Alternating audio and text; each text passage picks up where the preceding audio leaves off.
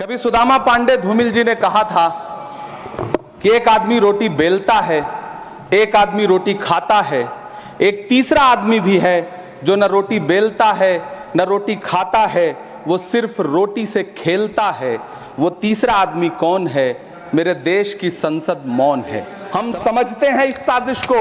आप minority ministry का budget काटते काटते एक दिन मिनिस्ट्री को ही बंद कर देना चाहते हैं। वो जहर देता तो सबकी नजर में आ जाता, सो ये किया कि हमें वक्त पर दवाएं न दी। हुकूमत इस कदर आवाम पर एहसान करती है, ये आंखें छीनती है और चश्मे दान करती है। सरकार बहादुर, कम से कम इस देश के पढ़े लिखे युवाओं को तो मूर्ख समझना बंद करिए। वो अब तिजारती पहलू निकाल लेता है।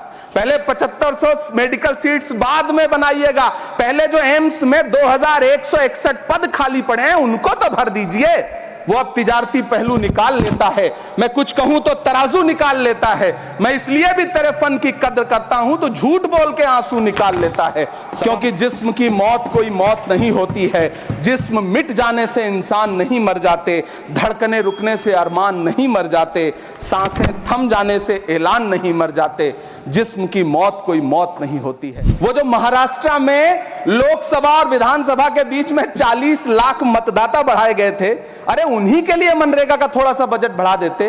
क्या उसमें मनरेगा का एक भी मजदूर नहीं था? 40 लाख लोगों में सारे के सारे 12 लाख की छूट वाले से आगे के लोग थे। चाहे देश में लहसुन 400 रुपए किलो बिक जाए, टमाटर 100 रुपए किलो बिक जाए, प्याज का दाम सुनकर आंखों में आंसू आ जाए, लेकिन वित्त मंत्री महोदया बजट में महंगाई का मां भी नहीं बोलती हैं। इस मुल्क की मिट्टी में हमारा भी खून पसीना शामिल है।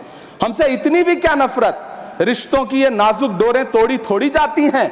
अपनी आंखें दुखती हो तो फोड़ी थोड़ी जाती हैं। मैं तो वित्त मंत्री जी से पूछना चाहता हूं आपके माध्यम से कि शायद आपको पता ही नहीं है कि गृहस्थी चलाने वाली एक गृहिणी की मुश्किलें क्या क्या होती हैं। आपने कभी सोचा भी नहीं होगा कि जब वो किचन में सब्जी बनाने के लिए कढ़ाई में तेल डालती है तो उसके साथ उसके आंसू भी गिरते हैं। सभापति महोदय, शायद उन्हें पता भी ना हो कि एक छोटी सी गाड़ी और एक छोटे से फ्लैट का ईएमआई भरने के बाद इस देश का एक गरीब इंसान जब अपने बच्चों की फीस भरने के बारे में सोचता है तो उसे कितनी खुशियों का गला घोंटना पड़ता है। शायद उनको पता भी नहीं है कि फसल बेच करके बिटिया की शादी का सपना सजाने वाला किसान जब अपनी फसल बर्बाद देखता है तो कितनी रातें सो भी नहीं पाता है। सभापति महोदय, शायद वो कभी इस पीड़ा को समझ ही नहीं पाएंगी कि परिवार के किसी एक सदस्य को कैंसर जैसी बीमारी हो जाए तो घर और जमीनें गिरवी रख उठती हैं लेकिन इलाज नहीं हो पाता। सभापति महोदय, इसी देश की संसद में कभी स्वर्गीय सुषमा स्वराज जी ने कहा था कि जब देश की करेंसी गिरती है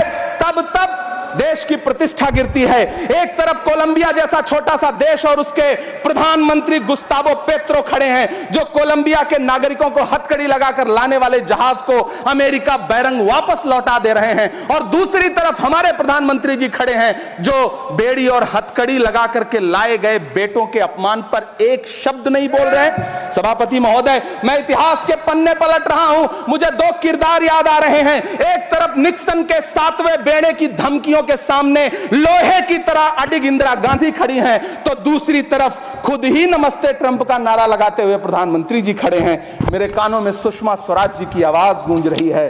बहुत कम बोलने वाले डॉक्टर मनमोहन सिंह ने बहुत ज्यादा बोलने वाले प्रधानमंत्री जी को जब देश की बागडोर सौंपी थी तो $1 58 रुपए का था, आज 85 से 87 के बीच में झूल रहा है। इन दिनों रुपए की अहमियत गिरती है तो न तो देश की प्रतिष्ठा गिरती है, ना प्रधानमंत्री की गरिमा। जिस देश में 80 करोड़ लोगों को 5 किलो राशन के लिए कतारों में लगना पड़ता हो, उस देश में यह सरकार 12 लाख तक के टैक्स न लेने के लिए अपनी पीठ थपथपा रही है। 70 साल का एक बुजुर्ग एमएसपी की लीगल गारंटी मांगता हुआ आमरण अनशन पे बैठा हुआ है। काश ये बजट किसान नेता जगजीत डल्लेवाल की टूटती हुई सांसों की पीड़ा सुन पाता। काश ये बजट प्रतियोगी परीक्षाओं की तैयारी के लिए दिल्ली, कोटा, पटना, अहमदाबाद जैसे शहरों में, इलाहाबाद जैसे शहरों में किताबों के साथ गल रहे युवाओं के सपनों को जिंदगी दे पाता। काश ये बजट वंदे भारत के सुनहरे विजुअल के बजाय देश की गरीब जनता को कुछ और पैसेंजर ट्रेनें दे पाता। काश ये बजट सीनियर सिटीजन को ट्रेन टिकटों में मिलने वाली रियायतें वापस लौटा पाता जिनको सरकार ने कोविड के नाम पे छीन लिया था। काश ये बजट किसानों की राह में कीले नहीं बल्कि कालीन बिछाने वाला बन पाता। काश ये बजट सरकारी मालिकों को यह समझा पाता कि नेहरू को कोसने से अर्थव्यवस्था नहीं सुधरेगी, उसके लिए डॉक्टर मनमोहन सिंह साहब की अर्थ नीति अपनानी पड़ेगी। पिछले 11 साल से नेहरू जी को कोस रहे हैं, आखिर कब तक कोसिएगा? थोड़ा पंडित नेहरू जी के बारे में पढ़िए, तब पता चले कि पंडित नेहरू की शख्सियत का नाम है। दुनिया का पहला ऐसा राजनेता जिसने अपनी जिंदगी की आजादी के लिए, देश की आजादी के लिए 3259 दिन अंग्रेजों की जेल में बिताए। पंडित नेहरू एक ऐसे महान शख्स जिनके पिता पंडित मोतीलाल नेहरू, जिनकी बहन विजय लक्ष्मी पंडित, जिनके बहनोई पंडित रंजीत सीताराम, जिनकी बेटी इंदिरा गांधी, जिनके दामाद फिरोज गांधी, सब ने अंग्रेजों से लड़ते हुए स्वतंत्रता आंदोलन में जेल काटी। आप किस मुंह से उनकी लकीर छोटी करने की बात करते हैं? नहीं कर पाइएगा, 7 जन्मों में नहीं कर पाइएगा।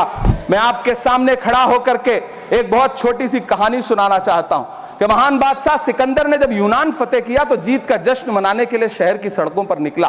तो उसने देखा कि पूरा शहर तो जश्न मना रहा है, एक फकीर सड़क के किनारे चादर तान के सो रहा है। सिकंदर को गुस्सा आया, घोड़े से उतरा, उस फकीर के पास गया और उसे सोता देख करके उसे जोर की एक लात मारी और लात मार के कहा कि क्यों रे फकीर, मैंने यूनान फतेह कर लिया, लोग जश्न मना रहे हैं और तू सो रहा है।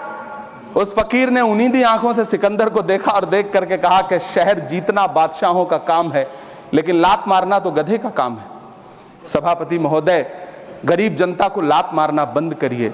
ये अमीरों के लिए बनाया गया बजट है, ये निराशाजनक बजट है। हम अमृतकाल सुनते आ रहे थे, ये अमृतकाल इतनी जल्दी समाप्त हो गया कि अब अमृतकाल का कोई नाम तक नहीं लेना चाहता है। इसलिए मैं इस सदन में खड़ा होकर के देश की वित्त मंत्री महोदया से कहना चाहता हूं कि आपने अल्पसंख्यकों के बजट में जो कटौती की है उसको बहाल करिए। आपने मनरेगा को जो स्थिर रखा है उसका घाटा 9754 करोड़ है, कम से कम उतना बढ़ा करके फिर से उसे बहाल करिए। नौजवानों के लिए रोजगार दीजिए, किसानों को एमएसपी की लीगल गारंटी दीजिए। यही मैं आपसे अपील कर रहा हूं। धन्यवाद सर, आपने इतना जो समय दिया उसके लिए शुक्रिया। कभी सुदामा पांडे धूमिल जी ने कहा था कि एक आदमी रोटी बेलता है, एक आदमी रोटी खाता है, एक तीसरा आदमी भी है जो न रोटी बेलता है न रोटी खाता है, वो सिर्फ रोटी से खेलता है।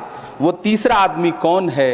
मेरे देश की संसद मौन है। हम समझते हैं इस साजिश को। आप माइनॉरिटी मिनिस्ट्री का बजट काटते काटते एक दिन मिनिस्ट्री को ही बंद कर देना चाहते हैं। वो जहर देता तो सबकी नजर में आ जाता, सो ये किया कि हमें वक्त पर दवाएं न दी। हुकूमत इस कदर आवाम पर एहसान करती है, ये आंखें छीनती है और चश्मे दान करती है। सरकार बहादुर, कम से कम इस देश के पढ़े लिखे युवाओं को तो मूर्ख समझना बंद करिए। वो अब तिजारती पहलू निकाल लेता है। पहले 7500 मेडिकल सीट्स बाद में बनाइएगा, पहले जो एम्स में 2161 पद खाली पड़े हैं उनको तो भर दीजिए। वो अब तिजारती पहलू निकाल लेता है। मैं कुछ कहूं तो तराजू निकाल लेता है। मैं इसलिए भी तेरे फन की कद्र करता हूं तो झूठ बोल के आंसू निकाल लेता है, क्योंकि जिस्म की मौत कोई मौत नहीं होती है। जिस्म मिट जाने से इंसान नहीं मर जाते, धड़कने रुकने से अरमान नहीं मर जाते, सांसें थम जाने से ऐलान नहीं मर जाते। जिस्म की मौत कोई मौत नहीं होती है।